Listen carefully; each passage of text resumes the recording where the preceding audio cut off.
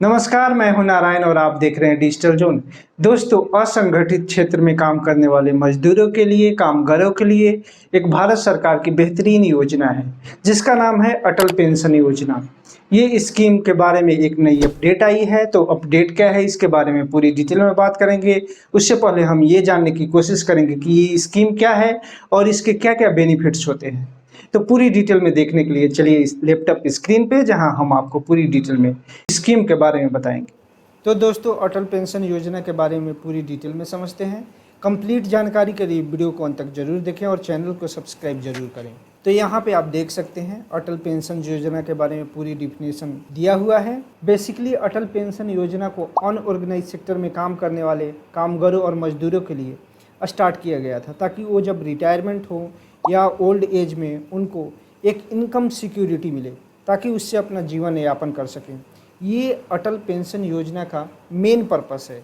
इसको government of India ने, आप यहाँ पे देख सकते हैं, इस स्कीम को अनाउंस किया था अटल पेंशन योजना को 15-16 के बजट में। और इस स्कीम में ऑल सिटीजन जो अनऑर्गेनाइज सेक्टर में काम करते हैं सभी कवर हैं। ये scheme pension fund regulatory and development authority के द्वारा एडमिनिस्ट्रेटेड है। मतलब वो pension fund regulatory and development authority इसको कंट्रोल करती है। आगे हम देख लेते हैं अटल पेंशन योजना के अंतर्गत इस स्कीम में आपको जो पेंशन मिलता है 1000 से 5000 के बीच में आपको पेंशन मिलता है।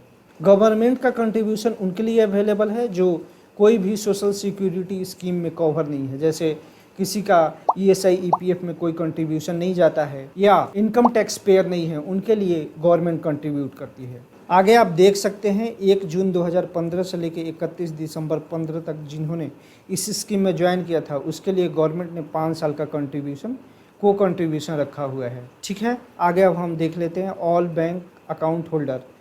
सभी बैंक अकाउंट होल्डर अटल पेंशन स्कीम में ज्वाइन कर सकते हैं। अटल पेंशन स्कीम जो है 18 से 40 साल के सभी नागरिकों के लिए जो असंगठित क्षेत्र में काम करते हैं उनके लिए एलिजिबल है, अवेलेबल है, इसका बेनिफिट ले सकते हैं। आगे आप देख सकते हैं प्राइमरी KYC के लिए आधार कार्ड जरूरी होना चाहिए, आधार कार्ड और मोबाइल नंबर। अगर आपका आधार कार्ड अवेलेबल नहीं है, आधार डिटेल अवेलेबल नहीं है, तो आप इसको बाद में भी सबमिट कर सकते हैं। अब यहाँ पे आगे हम मंथली कंट्रीब्यूशन चार्ट देख लेते हैं।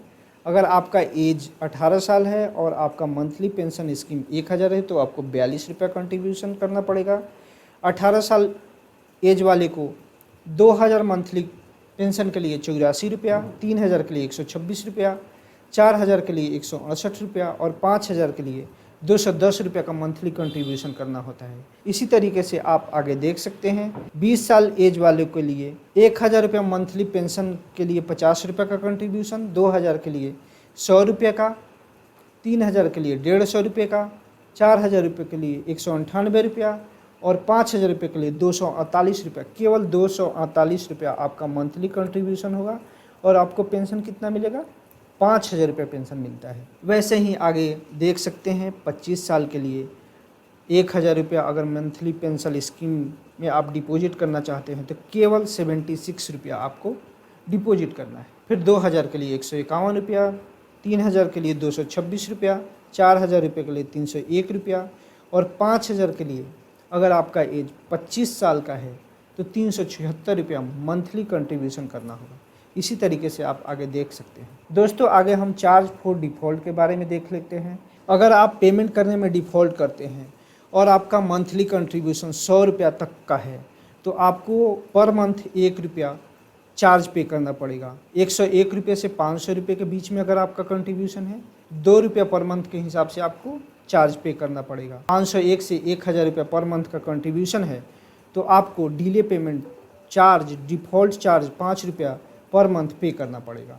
दोस्तों, यहाँ पे आप देख सकते हैं डिसकंटिन्यूअस के केस में अगर आपका 6 महीने तक अकाउंट डिसकंटिन्यू रहता है, उसमें आप पैसे नहीं जमा कर रहते हैं, तो आपका अकाउंट फ्रीज हो जाएगा। 12 महीने बाद आपका अकाउंट डीएक्टिवेट हो जाएगा और 24 महीने के बाद अकाउंट आपका क्लोज कर दिया जाएगा और 24 महीने बाद आपका अकाउंट क्लोज कर दिया जाएगा। दोस्तों, यहाँ पे आप देख सकते हैं जैसे आप इस स्कीम में कंट्रीब्यूशन करते हैं और आपका एज 60 साल का होता है तो फिर आप पेंशन के लिए एलिजिबल होते हैं। अगर किसी कारण सब्सक्राइबर का जो कंट्रीब्यूट करता है उसका डेथ हो जाता है तो नॉमिनी को उस केस में सारे पैसे रिफंड कर दिए जाते हैं, रिटर्न कर दिए जाते हैं। अगर 60 साल से पहले आप इस स्कीम से एग्जिट करना चाहते हैं तो ये परमिटेड नहीं है, ये अलाउ नहीं है, कुछ एक्सेप्शन केस छोड़ के। अगर सब्सक्राइबर का डेथ हो जाता है और कोई डिजीज हो जाती है उस केस में आप 60 साल से पहले एग्जिट कर सकते हैं। दोस्तों अब बड़े अपडेट के बारे में बात कर लेते हैं। बड़ा अपडेट क्या है दोस्तों? अटल पेंशन योजना में एक बड़ा बदलाव किया गया है। इनकम टैक्स पेयर 1 अक्टूबर से अटल पेंशन योजना में शामिल नहीं हो सकेंगे। सरकार ने अटल पेंशन योजना में बहुत बड़ा बदलाव किया हुआ है। इसके लिए एक नोटिफिकेशन जारी कर दिया गया है। 1 अक्टूबर 2022 से इनकम टैक्स चुकाने वाला व्यक्ति इस योजना में शामिल होने के लिए एलिजिबल नहीं है। तो आप समझ सकते हैं, अगर आप इनकम टैक्स पेयर हैं तो आप इस स्कीम का बेनिफिट नहीं उठा सकते हैं। आगे इसमें बड़ा अपडेट ये है, यदि कोई ग्राहक और इंडिविजुअल 1 अक्टूबर या उसके बाद इस स्कीम से जुड़ेगा और बाद में वो इनकम टैक्स पेयर पाया जाता है तो उसका अटल पेंशन योजना अकाउंट बंद कर दिया जाएगा और तब तक की जमा पेंशन राशि सब्सक्राइबर को, डिपॉजिटर को वापस कर दी जाएगी। तो ये सबसे बड़ा अपडेट है, इसको आपको ध्यान रखना है। अब इस स्कीम में एक बड़ा बदलाव आया है जिसके चलते हमने सोचा कि आप लोगों को एक इन्फॉर्मेशन दिया जाए ताकि आप लोग इस बड़े अपडेट के बारे में जान सकें। तो दोस्तों अटल पेंशन योजना के बारे में ये वीडियो आपको कैसा लगा कमेंट करके बताइए। वीडियो को लाइक और अपने दोस्तों के बीच शेयर जरूर करें ताकि ज़्यादा से ज़्यादा लोग ये स्कीम और नए अपडेट के बारे में जान सकें। अगले वीडियो में हम नए टॉपिक, नए इन्फॉर्मेशन के साथ आएंगे। तब तक के लिए नमस्कार।